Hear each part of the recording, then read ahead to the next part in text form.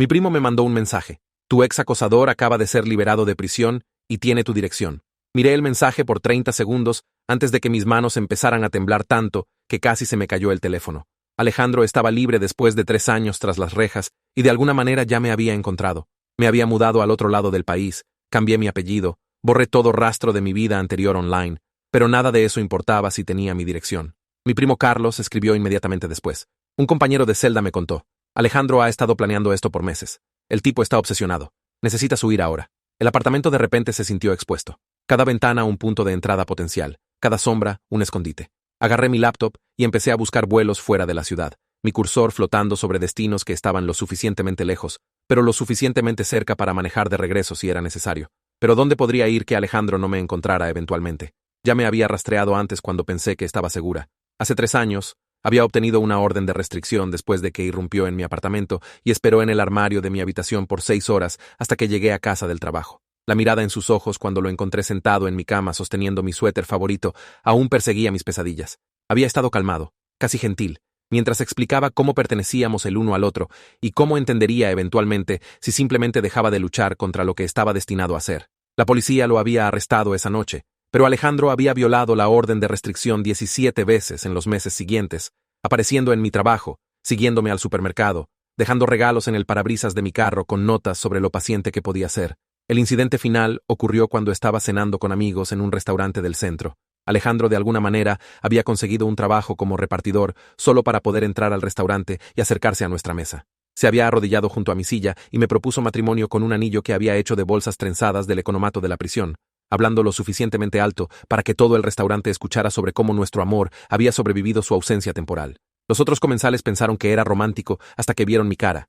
Mi amiga Patricia había llamado al 112 mientras Alejandro continuaba su discurso sobre destino y almas gemelas. Cuando llegó la policía, había entregado calmadamente el anillo y les dijo que entendía que necesitaba más tiempo para procesar mis sentimientos. Ese fue el incidente que finalmente le consiguió 3 años en prisión estatal por acoso y violación de orden protectiva. 3 años que había usado para construir una nueva vida en Barcelona, pensando que distancia y tiempo me mantendrían segura. Llamé a Carlos inmediatamente. ¿Cómo consiguió mi dirección? No conozco todos los detalles, pero su compañero de celda dijo que Alejandro pasó los 3 años enteros investigándote. Mandó imprimir fotos de tus redes sociales antes de que borraras todo. Sabía sobre tu trabajo, tu apartamento, hasta tu cafetería favorita. Mi estómago se hundió. ¿Qué fotos? Borré todo antes de mudarme. Capturas viejas, páginas en caché, cosas que amigos habían publicado y te etiquetaron. Tenía todo un sistema para mantener el control. Su compañero de celda pensó que era romántico al principio, hasta que Alejandro empezó a hablar sobre cómo solo estabas confundida y necesitabas que te recordaran lo que significabas para él. Miré alrededor de mi apartamento estudio, realmente viéndolo por primera vez como Alejandro lo vería. Planta baja con ventanas que daban al estacionamiento. Sin sistema de seguridad, solo una cadena y un cerrojo que cualquiera con herramientas básicas podría vencer. Una salida por la puerta principal, sin salida trasera. Carlos, necesito que hagas algo por mí. Llama a la inspectora García de la Policía Nacional de Barcelona y dile que Alejandro Martínez fue liberado de la cárcel e hizo amenazas. Dile que necesito reactivar mi expediente. Ya lo hice. Está en camino a tu casa ahora. El alivio me inundó. La inspectora García había manejado mi caso original antes de que me mudara, y ella fue quien sugirió que me reubicara cuando el comportamiento de Alejandro escaló. Entendía lo peligroso que era y no descartaría esto como paranoia. 20 minutos después, la inspectora García tocó mi puerta con un policía uniformado a su lado. La reconocí inmediatamente. 44 años, cabello castaño corto, el tipo de presencia firme que te hacía sentir que alguien competente finalmente estaba manejando las cosas. Carlos me informó, dijo sin preámbulos. Estamos tratando esto como una amenaza activa. ¿Hace cuánto recibiste la advertencia? Hace como 1 hora. Asintió y sacó su teléfono. Voy a reportar esto al grupo especial. Alejandro Martínez es considerado de alto riesgo, y su liberación debería haber activado notificación automática a las víctimas. Alguien falló en el protocolo. El policía uniformado empezó a caminar por mi apartamento, revisando ventanas y cerraduras mientras la inspectora García me entrevistaba. Quería saber sobre cualquier contacto que hubiera tenido con Alejandro o sus asociados, cualquier actividad sospechosa alrededor del edificio, cualquier sensación de estar siendo observada. Le conté sobre las llamadas raras que había estado recibiendo la semana pasada. Alguien llamaba, contestaba, luego colgaban sin decir nada. Había asumido que eran vendedores telefónicos o números equivocados, pero ahora se sentía siniestro. Esas llamadas empezaron hace exactamente 7 días, dije, revisando mi registro de llamadas. Siempre de números diferentes, siempre durante el día cuando normalmente estaría en el trabajo. La inspectora García tomaba notas mientras el policía uniformado terminaba su evaluación de seguridad. Las noticias no eran buenas. Mi apartamento era lo que él llamaba tácticamente indefendible, con demasiados puntos de acceso y ninguna habitación segura para retirarse si alguien entrara. No puedes quedarte aquí esta noche, dijo la inspectora García firmemente. Vamos a poner vigilancia en el edificio, pero Alejandro es inteligente y paciente. Esperará hasta que no estemos mirando. Entonces hará su movimiento. ¿Dónde se supone que vaya? No puedo permitirme un hotel indefinidamente. Hay un programa de casa segura para casos de violencia doméstica de alto riesgo. No es lujoso, pero es seguro y confidencial. ¿Puedes hacer una maleta rápidamente? Eché lo esencial en mi maleta más grande mientras los policías esperaban. Cambios de ropa, artículos de aseo, mi laptop, documentos importantes, el spray de pimienta que la inspectora García me había dado hace 3 años y que llevaba conmigo todos los días desde entonces. Mientras empacaba, mi teléfono vibró con un mensaje de número desconocido. Bienvenida a casa, hermosa. Te extrañé tanto. Mis manos empezaron a temblar de nuevo mientras le mostraba el mensaje a la inspectora García. Inmediatamente lo reportó a su especialista en mensajes y me hizo reenviar el número para análisis. Esto confirma que te está monitoreando activamente, dijo. El timing no es coincidencia.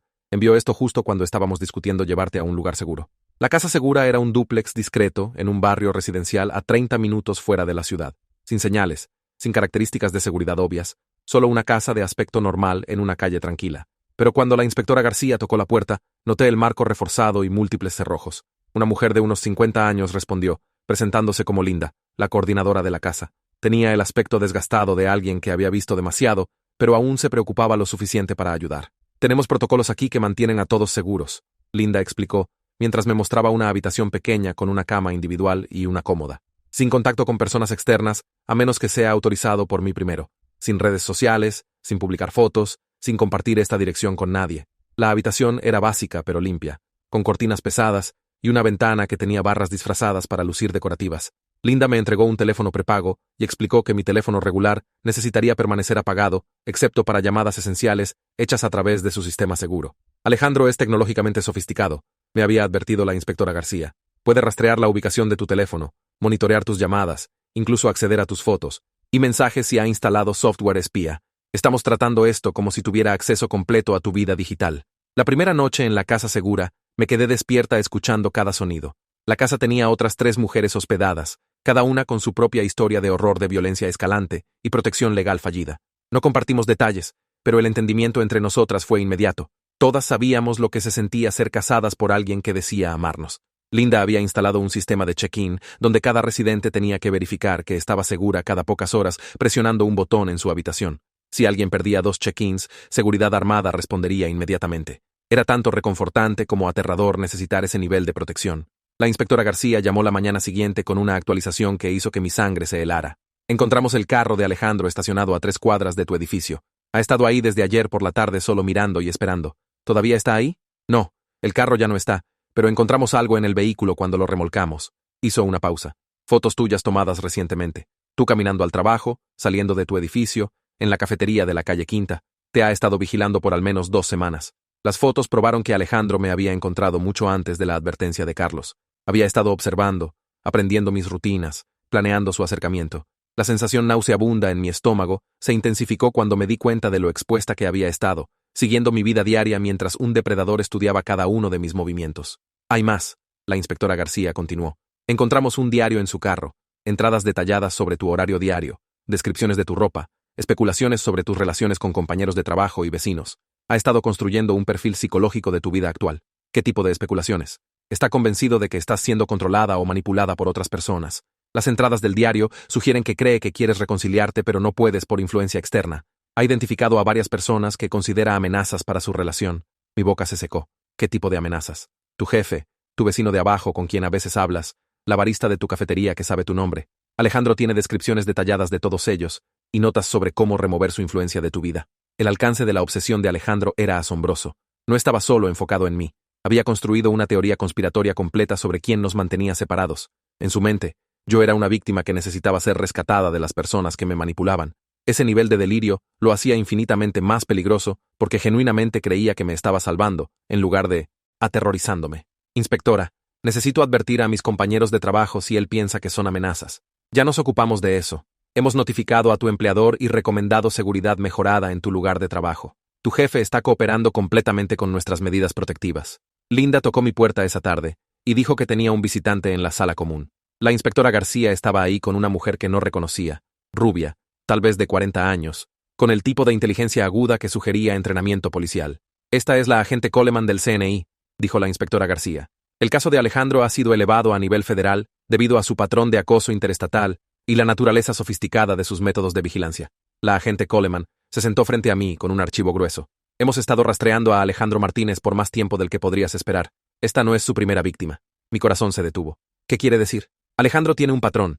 Se obsesiona con una mujer, escala a comportamiento criminal, es encarcelado, luego usa su tiempo en prisión para planear su siguiente acercamiento. Eres la cuarta mujer a la que ha atacado en los últimos 12 años. Abrió el archivo y me mostró fotografías de otras 3 mujeres, diferentes edades, diferentes apariencias, pero todas compartiendo un parecido general conmigo. Cabello oscuro, complexión similar, el tipo de confianza tranquila que aparentemente desencadenaba la obsesión de Alejandro. ¿Qué les pasó?, pregunté, aunque no estaba segura de querer saberlo. La primera mujer, Sara, se mudó a Canadá y cambió su identidad completamente. Sin contacto por 8 años, lo que consideramos un éxito. La segunda, Jennifer, no tuvo tanta suerte.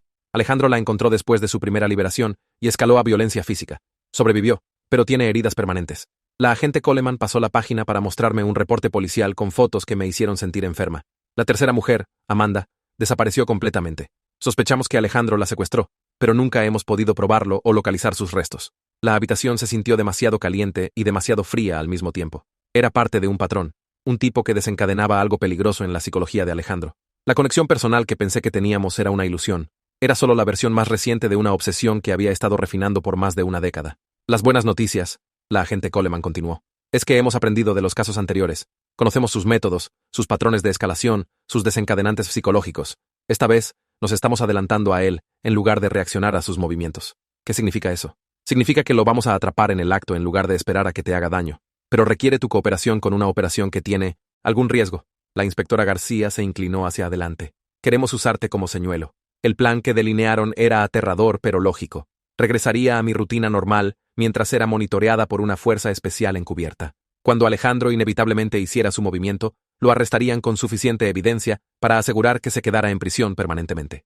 Él espera que huyas o te escondas, la agente Coleman explicó. Cuando no lo hagas, cuando parezcas estar viviendo normalmente, desencadenará su necesidad de hacer contacto. Su patrón sugiere que intentará acercarse a ti directamente dentro de 72 horas. ¿Y si algo sale mal? ¿Si llega a mí antes de que puedan detenerlo? Es por eso que tenemos salvaguardas en su lugar.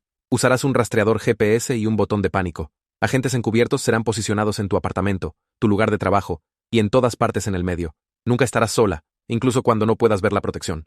La inspectora García me entregó un pequeño dispositivo que parecía un rastreador de fitness. Esto envía una alerta instantánea a nuestro equipo táctico si lo presionas. Tiempo de respuesta bajo 90 segundos en cualquier lugar de la ciudad.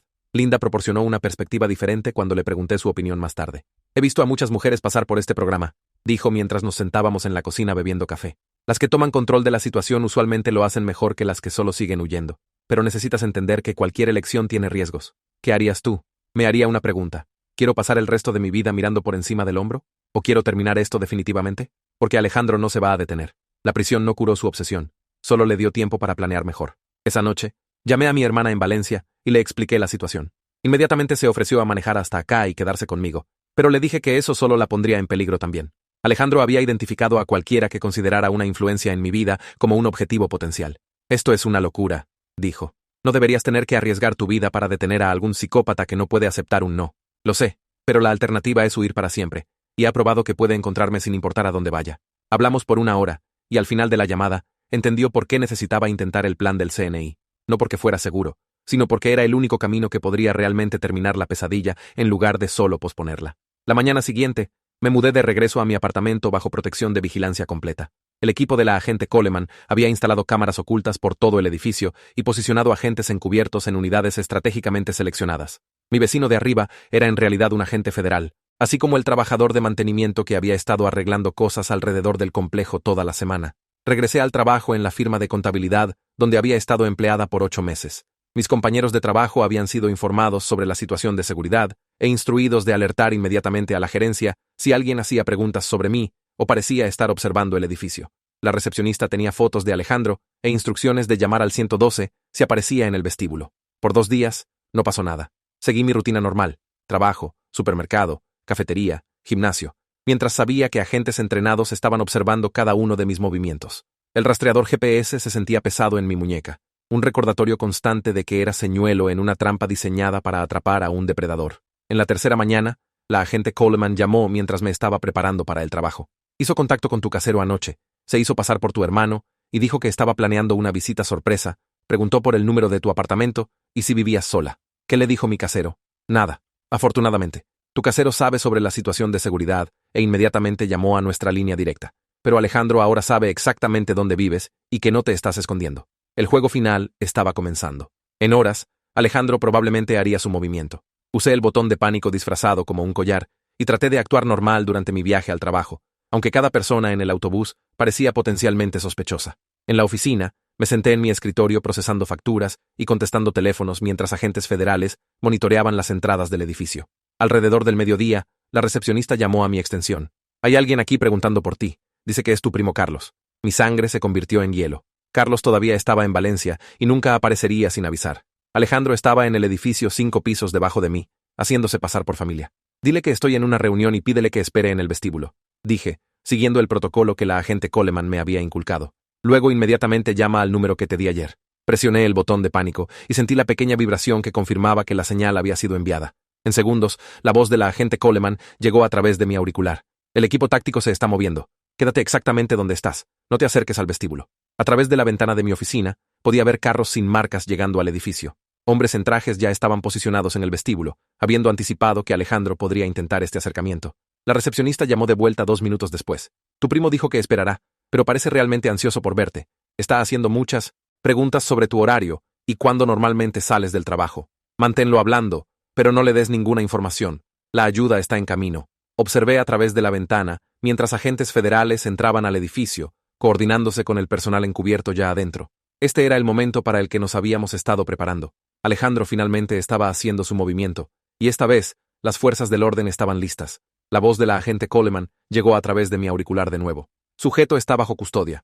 Repito, Alejandro Martínez está bajo custodia. Puedes bajar al vestíbulo ahora. El viaje en ascensor hacia abajo se sintió surreal. Después de 3 años de miedo y meses de preparación, había terminado en menos de 5 minutos. Cuando las puertas se abrieron, vi a Alejandro esposado, flanqueado por 2 agentes federales. Se veía exactamente igual a como lo recordaba. Estatura promedio, cabello castaño, el tipo de cara olvidable que lo había ayudado a mezclarse mientras me acosaba, pero su expresión cuando me vio era todo menos olvidable. Rabia pura mezclada con lo que probablemente pensaba que era amor.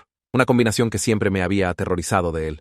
Sofía, dijo mientras los agentes lo llevaban pasando por mi lado. Te ves hermosa. Sabía que entenderías eventualmente. Esto es solo temporal. Estamos destinados a estar juntos. No respondí. No podía responder. La manera casual en que hablaba, como si ser arrestado por acoso fuera solo un inconveniente menor en nuestra relación destinada, me recordó exactamente por qué había necesitado terminar esto permanentemente. La agente Coleman se acercó a mí mientras cargaban a Alejandro en el vehículo de transporte. Encontramos evidencia adicional en su habitación de hotel. Fotos, equipo de vigilancia, planes detallados para acercarse a ti, además de armas. 3 cuchillos y bridas. Esto iba a escalar a secuestro o peor. ¿Qué pasa ahora? Ahora enfrenta cargos federales por acoso interestatal, violación de órdenes protectivas y intento de secuestro. Con sus condenas anteriores y la evidencia que recolectamos, está viendo de 15 a 20 años mínimo. Mientras los carros de policía se alejaban con Alejandro adentro, sentí algo que no había experimentado en años. Seguridad real, no el alivio temporal de la distancia o el esconderse, sino la certeza profunda de que la amenaza fue neutralizada. La inspectora García me acompañó de regreso a mi apartamento esa noche para recoger mis pertenencias. El equipo de vigilancia se quedaría en su lugar hasta el juicio, pero era libre de regresar a mi vida normal. Hiciste algo increíblemente valiente, dijo mientras esperábamos el ascensor. La mayoría de las personas en tu situación simplemente habrían seguido huyendo. Huir no estaba funcionando. Siempre me iba a encontrar. No todos se dan cuenta de eso. Tomaste control de la situación en lugar de dejar que te controlara. Esa noche, llamé a Carlos para agradecerle la advertencia que había iniciado la cadena de eventos que llevó a la captura de Alejandro. Joder, dijo cuando le conté sobre la operación del CNI. Entonces, ¿este psicópata ha estado rastreando a otras mujeres también? ¿Por 12 años? Aparentemente, yo era solo el objetivo más reciente. Jesús, sabes lo que esto significa, ¿verdad? Probablemente salvaste a quien sea que habría atacado después. No había pensado en eso de esa manera, pero Carlos tenía razón. Al aceptar la operación federal, no solo había terminado la amenaza de Alejandro hacia mí, sino que había prevenido que victimizara a otras mujeres en el futuro. La agente Coleman llamó una semana después con actualizaciones sobre el caso. A Alejandro le había sido negada la fianza debido a su riesgo de fuga y patrón de violar órdenes judiciales. La evidencia recolectada durante su arresto también lo había conectado con la desaparición de Amanda hace 3 años. Encontramos sus pertenencias en una unidad de almacenamiento que alquiló bajo nombre falso. La agente Coleman explicó. Ahora enfrenta cargos de asesinato además de los cargos de acoso y secuestro. ¿Hay suficiente evidencia para condenarlo? Más que suficiente. Entre la evidencia física, las entradas de su diario y sus declaraciones grabadas durante el arresto, El fiscal está confiado sobre asegurar múltiples sentencias de cadena perpetua. El juicio tuvo lugar 6 meses después. Testifiqué por 3 horas, describiendo el patrón de comportamiento escalante de Alejandro y el miedo que había controlado mi vida por años. Su abogado defensor trató de pintarlo como mentalmente enfermo en lugar de criminalmente responsable, pero la evidencia de premeditación y planeación sofisticada socavó esa estrategia. El jurado tomó solo 4 horas para encontrar a Alejandro culpable en todos los cargos. El juez lo sentenció a cadena perpetua sin posibilidad de libertad condicional, más 40 años adicionales por los cargos de armas e intento de secuestro. Durante la audiencia de sentencia, el juez leyó una declaración que capturó exactamente por qué este caso había sido tan importante. Las acciones del acusado representan una campaña sistemática de terror diseñada para privar a la víctima de su derecho fundamental de vivir libre del miedo. Esta corte encuentra que el patrón de comportamiento del acusado a través de múltiples víctimas demuestra un nivel de cálculo depredador que requiere remoción permanente de la sociedad.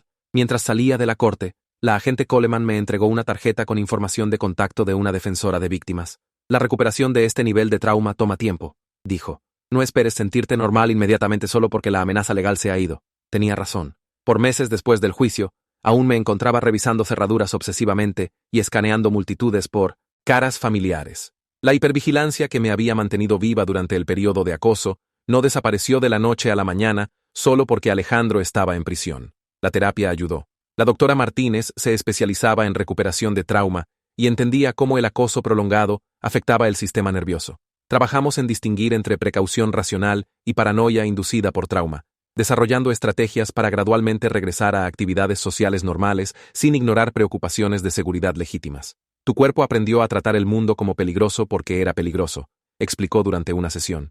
Ahora necesitamos enseñarle que la amenaza específica se ha ido mientras mantenemos conciencia apropiada de tu entorno. El proceso tomó más de un año, pero eventualmente dejé de saltar ante sonidos inesperados y aprendí a disfrutar actividades como caminatas nocturnas y planes sociales espontáneos que habían sido imposibles durante el periodo de acoso. Seguí trabajando en la firma de contabilidad, y mis compañeros de trabajo gradualmente dejaron de tratarme como una víctima frágil que podría romperse en cualquier momento.